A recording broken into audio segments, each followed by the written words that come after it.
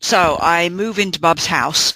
He has upstairs, he is building a room that is in the attic, but he has already put up a flight of stairs, and there's a couple of windows, and it's low ceiling. I mean, it's like ceilings like 5 feet, but it is a pretty approachable room. During the winter, I sleep up there because it's nice and warm.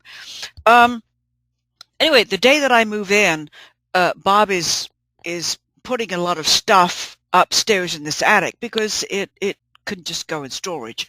I don't need to have it out. It's boxes of shit I don't need immediately. I just need to know where they are. He yells at me from downstairs to open. There's like along the wall there are doors. They're actually kind of looking. They're hidden. I mean, they're secret doors. You have to really walk up and press them and move them around to figure out that it's not just a wall, it's actually a doorway. Anyway, so I open the attic, and it's packed full all the way up to the door. So I pull out something, and I don't know what it is, but I pull it out, and it is a deflated. It's an inflatable woman. It's 5 foot, one of those 5 foot tall, completely inflatable women, complete with the arms that go out and the mouth in that disgusting, horrible O. And so I pull this out of the attic, and I reach in, and there's more.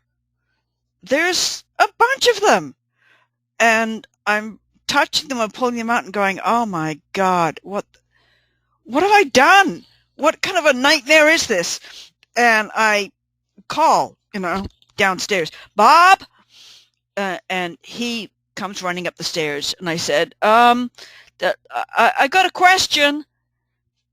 And he looks at the inflatable woman and at me and the others in the closet, and says, yeah, there's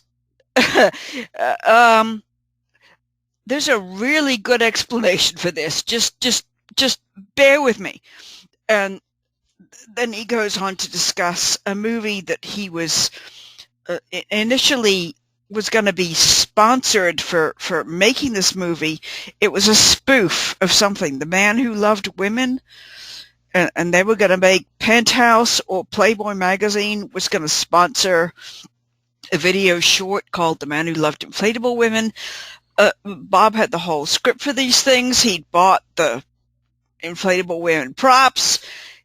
It was a whole thing. I mean, this is back in the days before the internet. There was no YouTube. There was no Vimeo. So if you had an idea for a movie and you filmed it on your little camera, you had no one to distribute it to, even if you had video. Yet there was no one. Anyway, he intended making this movie. I eventually saw the script. He told me all about it, and these inflatable women were all just props for this movie. But it was a pretty damn funny moment of me sitting there in this attic looking at these props and thinking, oh my God, what have I done?